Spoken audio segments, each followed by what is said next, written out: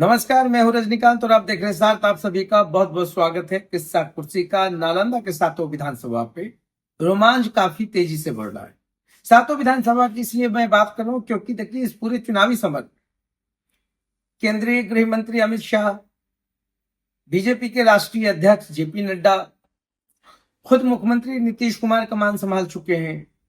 इसके अलावा कांग्रेस के स्टार प्रचारक राज्यसभा सांसद इमरान प्रतापगढ़ी भी बिहार शरीफ में आ चुके हैं। ये जो पूरी चुनावी सभाएं हो रही है, इस बीच में अगर सातों विधानसभा की हम बात करें तो सबसे ज्यादा मजेदार जो सीटें हैं, आज हम उसकी चर्चा करते हैं। सबसे पहले हम इस्लामपुर की बात करते हैं।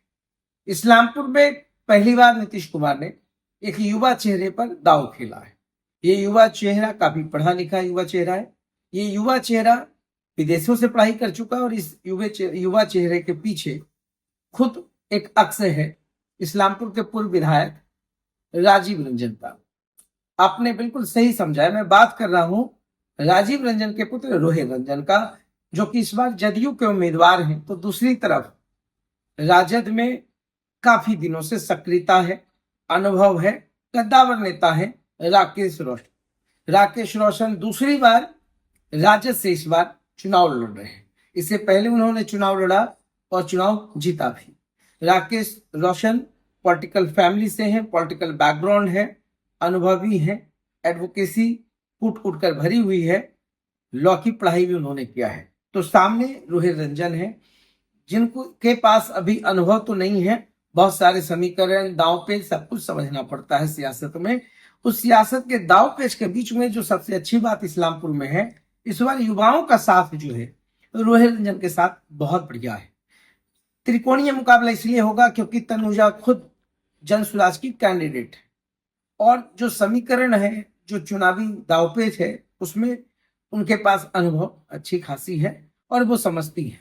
मगर बात है कि इस्लामपुर में जो गोलबंदी चल रही है, खास करके नीतीश कुमार के आने के बाद, जिस तरीके से नीतीश कुमार ने रोहित रंजन को प्रोजेक्ट किया है और कहा है कि मैंने युवा चेहरे को इस बार मौका दिया है, यह बहुत अच्छा काम करेगा। नीतीश कुमार की आश्वस्तता या उनकी जो कटिबद्धता है, इस चीज को वो बाखूबी समझ रहे हैं और विरोधियों का जो एक गुट था उसको भी शांत करने में काफी हद तक नीतीश कुमार कामयाब भी हुए हैं। शुरू में हर बार अंतर्विरोध सभी पार्टियों में होता है, राजद में भी अंतर्विरोध रहा है और जदयू में भी रहा है। मगर पिछली बार जो है जन स्वराज में इस बार जिस तरीके से त्रिकोणीय मुकाबला होता हुआ दिख रहा है, पिछली बार लोजपा रामविलास से एक कैंडिडेट थे जिन्होंने एक कड़ा टक्कर दिया था, जिसके कारण हार जीत का जो मार्जिन था, जो अंतर था, जहां पर खुद चंद्रसेन हार गए, तो ये एक अलग समीकरण था। इस बार लोजपा साथ में है और पूरी समीकरण साथ में भी सशक्त है।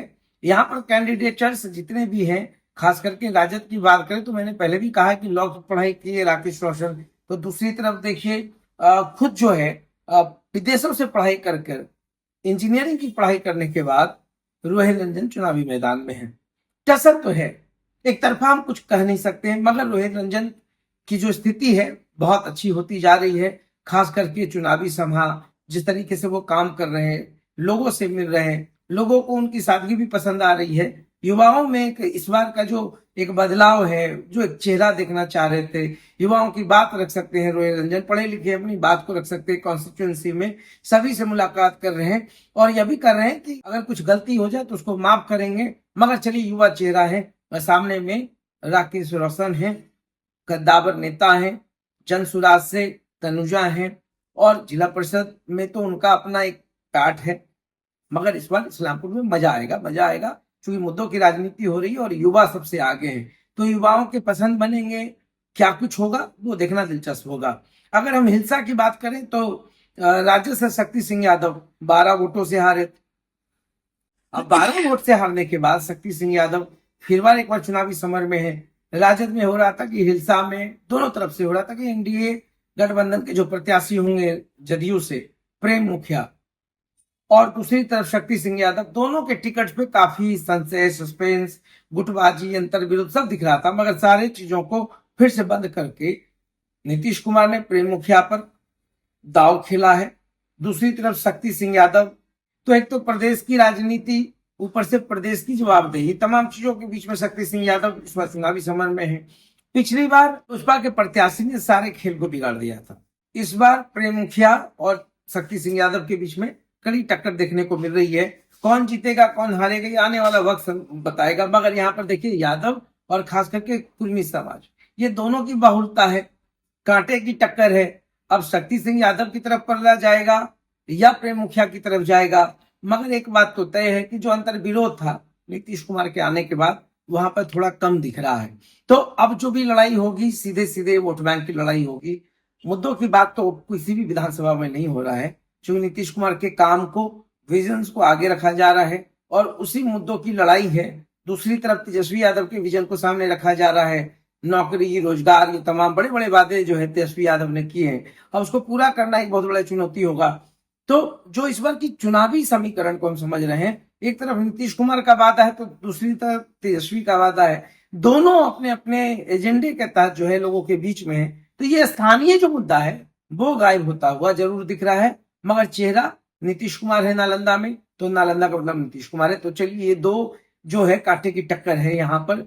और तीसरी जो सबसे बड़ी लड़ाई है इसमें बिहार शिव में है। बिहार शिव विधानसभा में एक तरफ एनडीए समर्थित भाजपा के उम्मीदवार हैं डॉक्टर सुनील, एमबीबीएस की पढ़ाई इन्होंने की है। दूसरे तरफ उमेर खान है, कांग्रेस के प्रत्याशी हैं। इनका भी एजुकेशनल बैकग्राउंड काफी मजबूत है।